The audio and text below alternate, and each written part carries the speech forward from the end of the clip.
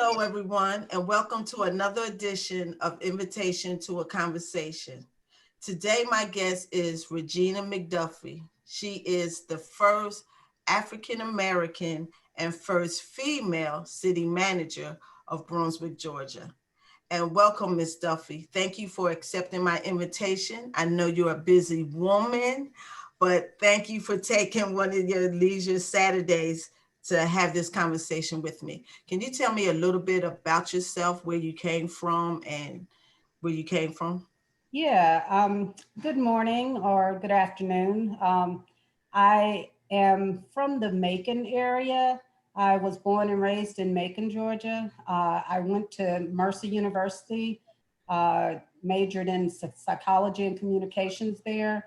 I moved and went to graduate school up at the University of Georgia, graduate in pursuing a degree in business administration at the time.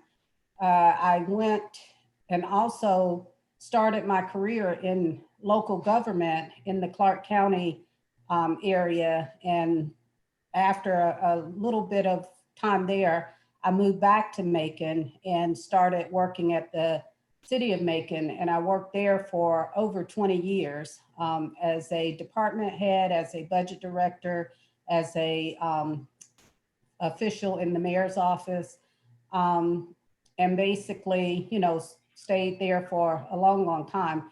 After that, I moved to Macon County, which I was the first African-American female county manager in Macon County. And I think at the time, there was only about 5 or 6 or maybe 5 county managers, female county managers at the time. So it was a good time to, get into that arena. I stayed in Macon County almost 8 years before coming to Brunswick.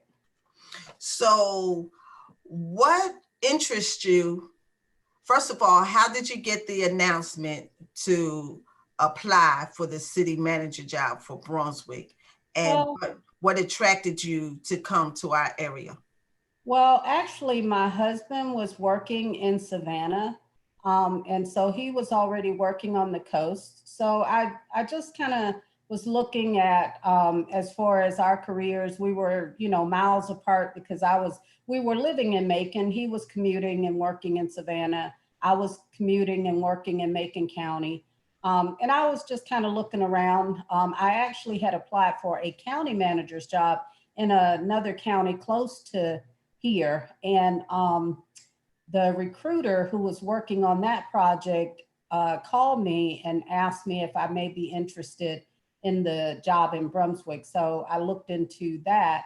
And Brunswick seemed to be a very nice area on the coast, very leisure. So I was like, maybe, I'll look into it. So I did. And I guess the rest is history. Well, you've been city manager for 7 months. Have we disappointed you for you accepting the job yet? No, actually, one of the things, I always try and do my research when looking at a employment situation, and especially in government, you look at all aspects of the community, looking at the political climate, looking at the social economic climate, looking at, things issues that the community is dealing with, as well as the financial condition of the community, and those type things. And when I first came to Brunswick, one of the things that I didn't realize was that the footprint of the city was not that big. Brunswick is only 25 square miles, and half of that is almost water. So, the footprint of the city, I think, was one of the things that it wasn't disappointing. It was just, I was, not aware. The other thing was that when I came here, looking around, I felt like there was a need for improvement in the housing stock here. And just some of the neighborhood areas, I think the deterioration, I was a little bit surprised by the inventory that I saw.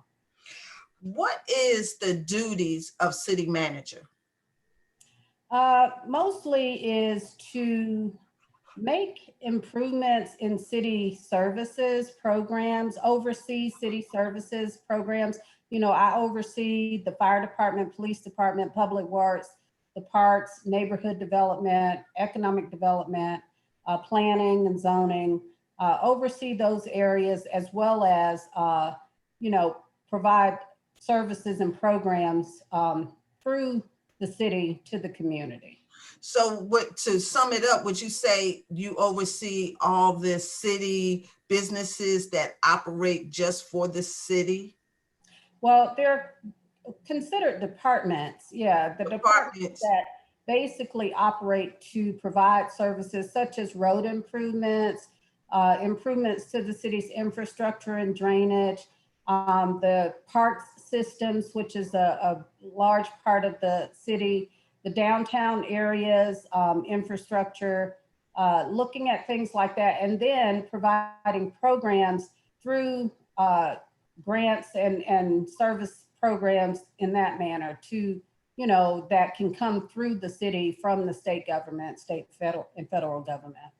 Could you name one or two things that you foresee? Did you foresee any challenges when you first took office and the you overlooked your assignment, or should I say, your duties for the city? Did you foresee any challenges? Well, yes. It's always challenging. One of the things I always look at is the financial condition of the city. And fortunately for me, right now, the city's in a, pretty good financial condition. We are, not necessarily increasing revenues on a large scale, but our revenues are steady. And there are some slight increases that we're seeing despite the COVID. Also, just maintaining the services at a level that's providing adequate service to the community and the citizens. So who do you directly work for? I directly work for the Board of Commissioners, and that's including the mayor. Of course, the mayor is the lead of the Board of Commissioners, and then the four commissioners. And that's one of the things that I like about it is that, I don't work for any one commissioner. I work for the board. So my direction comes specifically, through the board. The board has to approve the things that are being done collectively.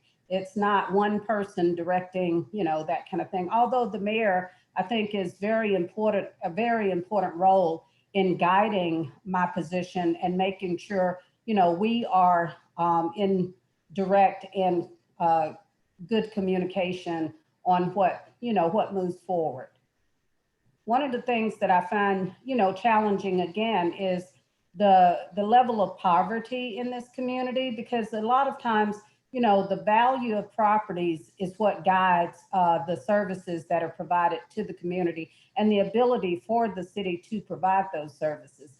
And the values of properties in Brunswick are challenging because a lot of them aren't growing, they aren't appreciating, they are declining. So, when you have a situation like that, you kind of look at how can you change that trajectory in terms of, the values going down versus the values going up. And I recently had a conversation with someone that lives outside of Brunswick, but he comes here to help people find homes. And one thing he said was that we don't have an in between. You're either the cost of living is up or the cost of living is very low. There's no in between as far as middle class. There's not a lot of housing for the middle class of people. And that I think is very evident and very, very, I guess, you can see that here. There's a lot of, like he says, there's a lot of properties that are in a low to moderate income area, and then there's some that are really high. But there's not a lot that's in that middle class area where, affordable people can have those affordable, nice houses. And I've met with you before, and I've seen you in other interviews, and you're very in tune to a lot of different city politics and businesses and organizations. What do you think one of the things that the city can do or to improve to get that middle class housing to start planting the seed for it to grow? Well, I think we've already started that process, especially in the downtown areas. There's a lot of properties being rehabbed, and basically, I think the land bank also can play a good role in revitalizing some areas and bringing back properties because I think there are properties out there. They just need to be identified and rehabilitated.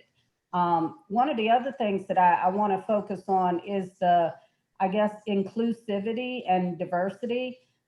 We definitely need to work on, improving the social economics of the citizens of Brunswick, particularly in the minority communities and the African American communities.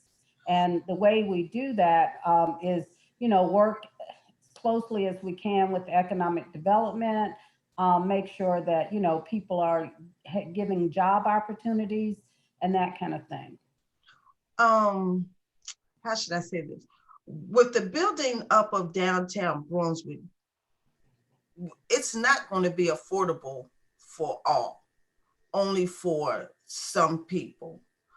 Um, and one of the things that I focus on what I want to see in the future of Brunswick, is something downtown that will bring all economic classes of people together.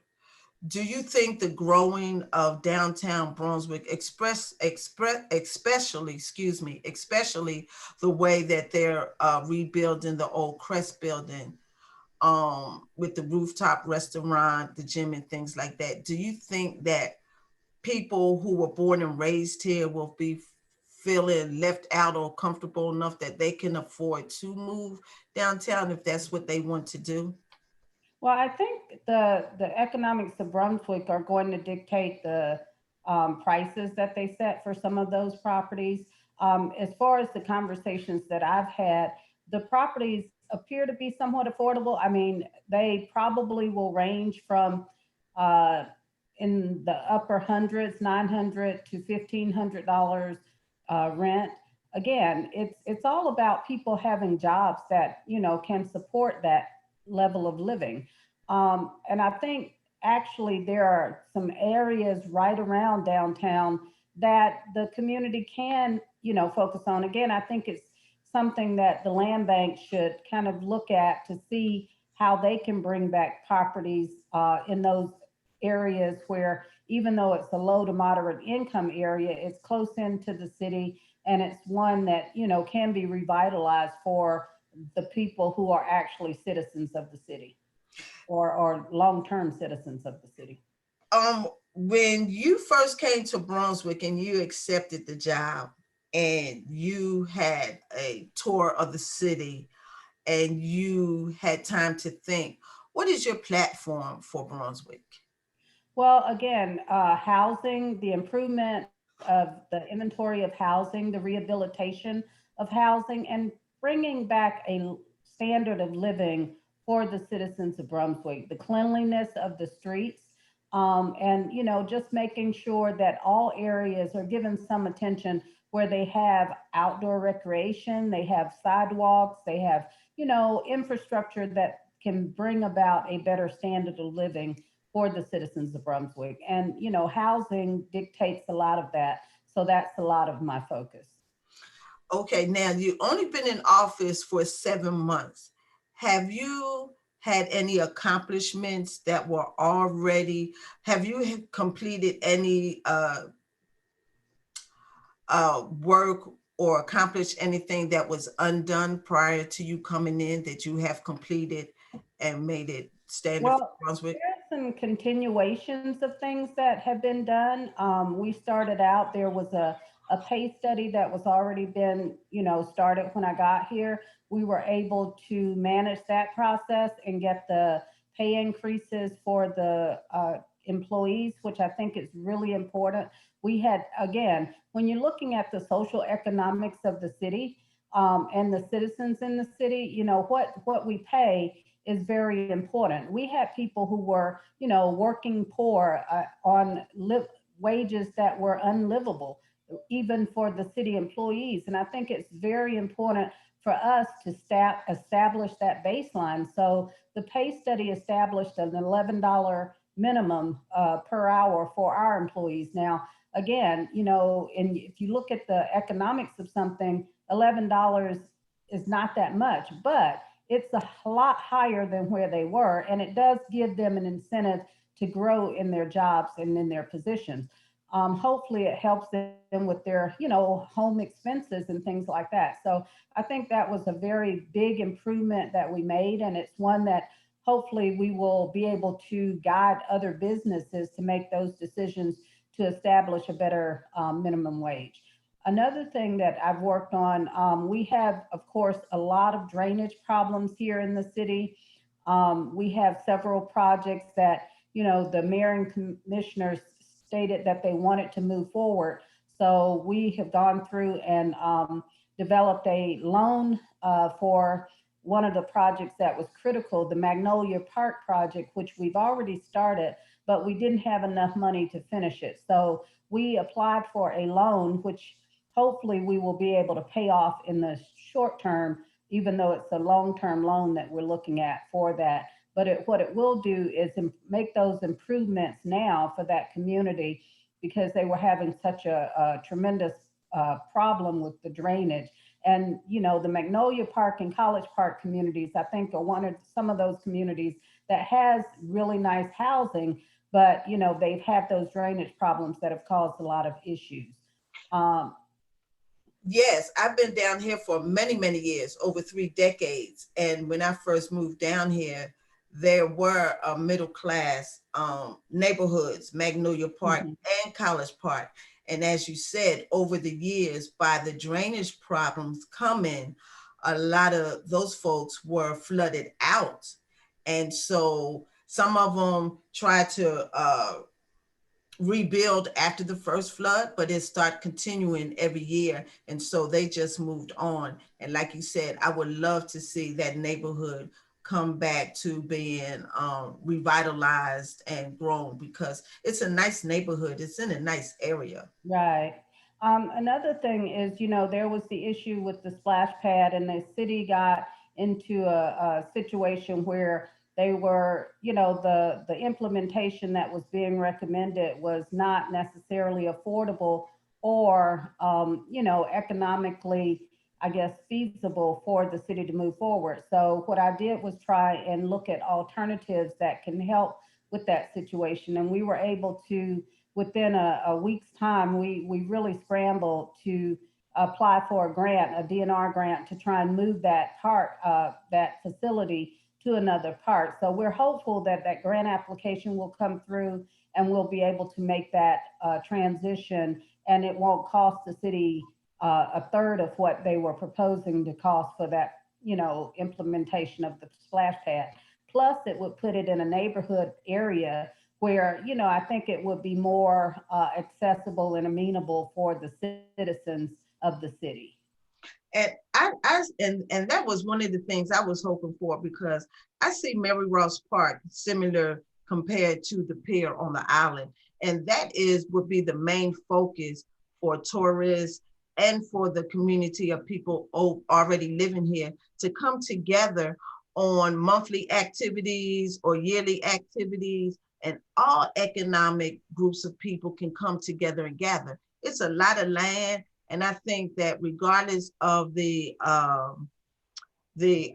food vendors, the farmers market, and everything like that, and the beef stew, and the what you call it, The Stubely. the Like stubely and a, all of that. Yeah, I think we can all come together and share and compromise and have something for everybody without seeing them have to go away because of it being turned into something else.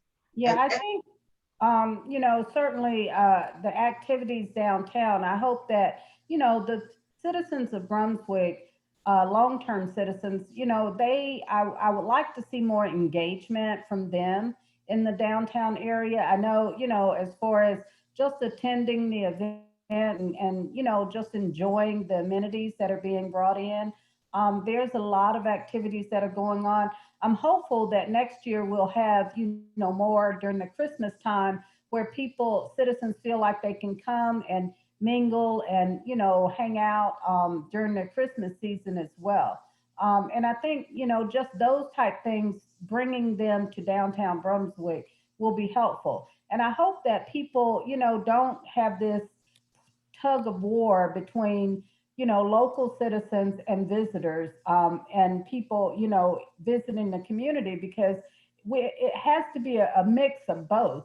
I hope the local citizens realize that the people who visit this community, they pay into this economic engine as well. Our sales tax is really good because of the visitors that come into this community, and they don't get the vote on the sales tax, but they pay half of it. So it's a positive to have visitors come in, because they do spend their money and they do contribute to the local economy, and then they leave, which is a good, in a sense, a good thing, because they do pump money into our economy, and don't pull on our services that much. So, those are the type things I think the word needs to be, where the local community feel like they're invited, as well as the visitors, that come to the city. Um what I don't know where the mall stands, but what is your uh ideal for the future businesses? Because I understand on the pandemic that the malls are dwindling all across the states and everything. Hmm. And right now we have very, very little stores to shop locally. So is there any future or near future businesses, companies that will come into Brunswick, for that we won't only do online shopping, but we can still go into stores and shop? That's kind of a very good question, because most of the time when the economic development arm of the city and county, they sometimes don't focus on retail, but retail brings a lot of jobs, and retail brings a lot of sales taxes, and like I said, they drive the economic engine that we have here.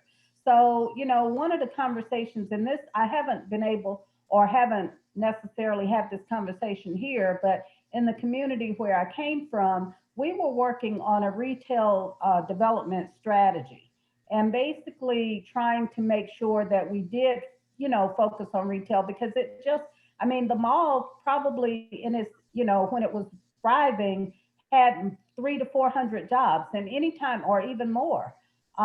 Anytime you have a business that has that many jobs, you should economically look at how you can stabilize, revitalize, and that kind of thing.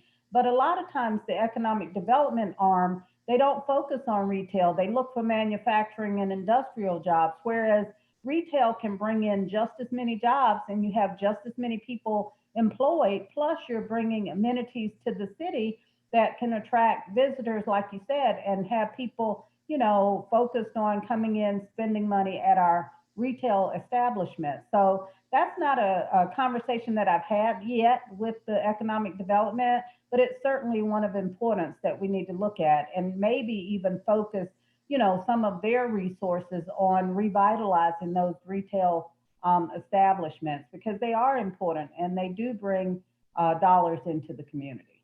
And it's kind of for it to be called economic development, you would think retail and businesses would be underneath that title. Well, It's not. and no, it's not. And I've seen it in other communities where that was not the focus. When, like I said, I had actually been able to, because a lot of times the utility companies, Georgia Power, the EMCs, they kind of direct or they assist with economic development, because they know once you expand that footprint, they're going to get, revenue from that anytime you increase Right. the utilization of the utilities in your area. So, one of the things that one of the EMCs that I worked with, they had a retail strategies workshop, and it basically, guided you through making those decisions about retail establishments establishment coming into the community. But that's not been the focus a lot of times for the economic development arm. So that's the conversation that I think definitely needs to happen. As you said, the mall, I've seen malls like the one where I used to live in Macon. I mean, it really died and, only has very few stores and just a big box of nothing. And a lot of malls have dwindled. There's online shopping that has impacted. Plus, they've kind of changed the way that retail is established. But I've seen some of the malls being repurposed, maybe made into a healthcare facility or some other type facility, or you can try and reestablish the retail aspects of it. I won't take away from shopping online because sometimes it is a purpose for shopping online. You can find things cheaper and they come Mhm.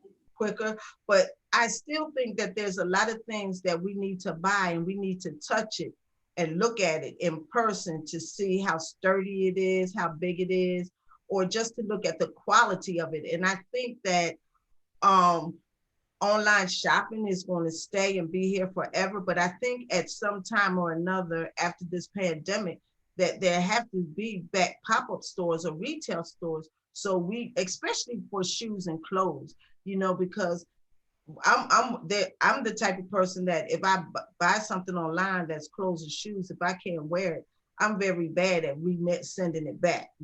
I'd rather try to sell it or give it to somebody. So I Yeah, think, that's a difficult process sometimes. So yeah, I'm with you on that. But yeah, I think and retail, online retail has its place as well. But we have to make sure that we are also capturing the revenues that should be generated economically from those sales. And that's another thing that I think they've done, made some changes with, which has been helpful. But it's also all about that interaction. And right now, that's been hit hard with the COVID, but I hope that, that, I guess, personal interaction of retail can be reestablished. okay. Next question. What is the city's association with Brunswick Housing Authority? Well, the Housing Authority is a separate governmental entity. I think the city, the mayor has the ability or has the responsibility to appoint the members of the board of the Housing Authority. And the board has the responsibility to guide policies and things like that. So that's basically the connection that the city has, is to basically appoint a board that uh, establishes those policies. There's not a lot of direct guidance that the city can give because the housing authority operates as a separate entity. But I think, certainly the city can express opinion of or make recommendations of things that they see that may need to be improved or changed. I mean, we can't necessarily direct them to do anything, but we can ask, that there are things that are put in place to make sure that they are operating in the best interest of the citizens, because the citizens of the housing authority are also citizens of the city. And in my opinion, what my job is to serve every citizen in this community. And if they are living in a housing situation that is, uncomfortable or unsanitary or whatever, then it's my job to make sure those communications are heard, because they are citizens of this city. I mean, if a citizen calls me and says, well, I got trash all over my street and, certain things that the city's responsible for, then, I answer to those things. So if the citizen of the housing authority calls and says, I'm living in poor conditions, then it's just as important to me to convey that message as well. Okay, okay.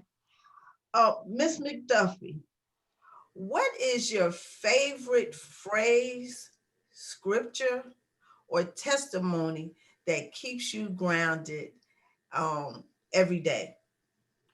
I'll have to go back to First Thessalonian. It's 5:16. And I don't know if I can quote it directly, but it basically says to be thankful in all circumstances, to be joyous, and to pray continually.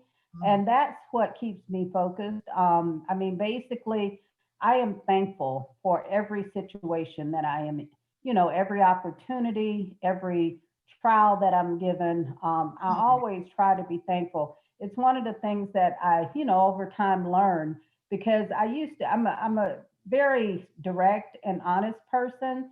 And I used to, when people would ask me how I'm doing, and if I wasn't, feeling well or doing well, sometimes you don't want to necessarily convey that because, people ask you how you're doing just as a phrase. It's not like they want to sit there and listen to you for 30 minutes, tell them everything going on in your life. So for me, when I would say I'm fine, it always made me feel uncomfortable if I wasn't fine.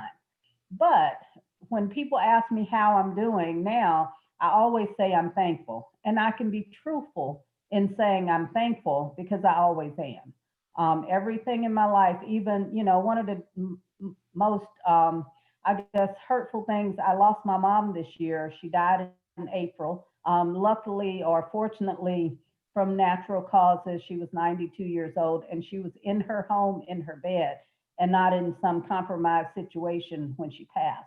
And again, that made me thankful for even though I lost her and her death, although I thought I was going to be ready for it, certainly I was not. I'm thankful that she was in a place that she wanted to be when she died. And I'm thankful for all of the lessons and all of the memories and all of the things that I have of her, at this time. So even in her death, which to me has been very um, hurtful in my life, I'm thankful for all of the blessings that I have from her.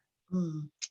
Thank you, Ms. McDuffie. Thank you for sharing that with me. I find that question very important to ask each one of my guests.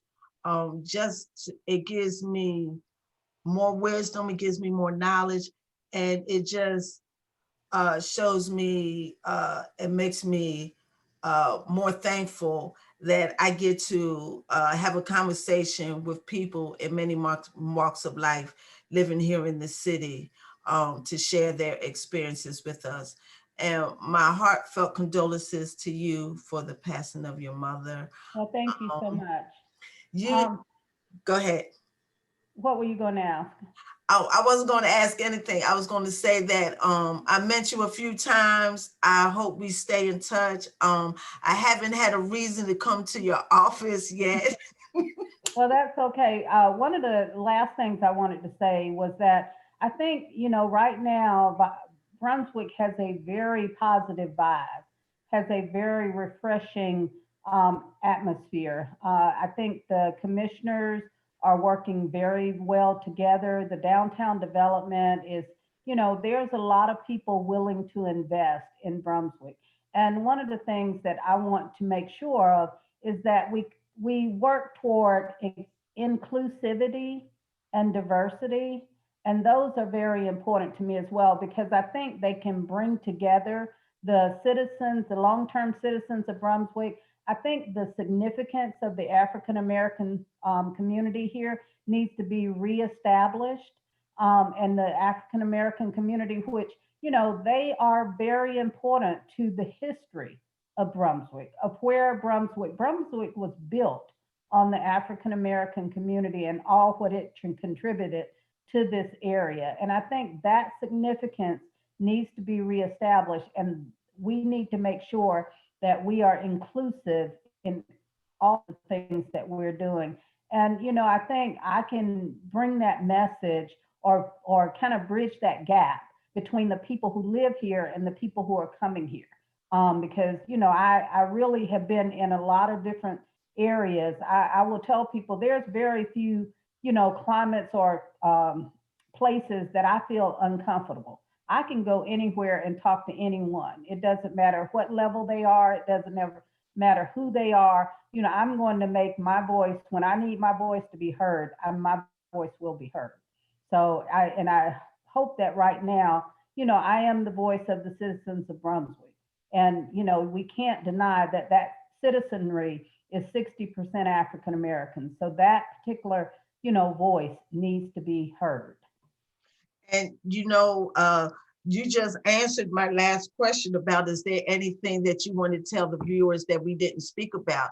And right now, Brunswick is healing. We're on a slow heal because until we see the conclusion of what's going to happen to the monument in Hanover Square, and then what is going to be the outcome of the Ahmaud Arbery trial. Mhm.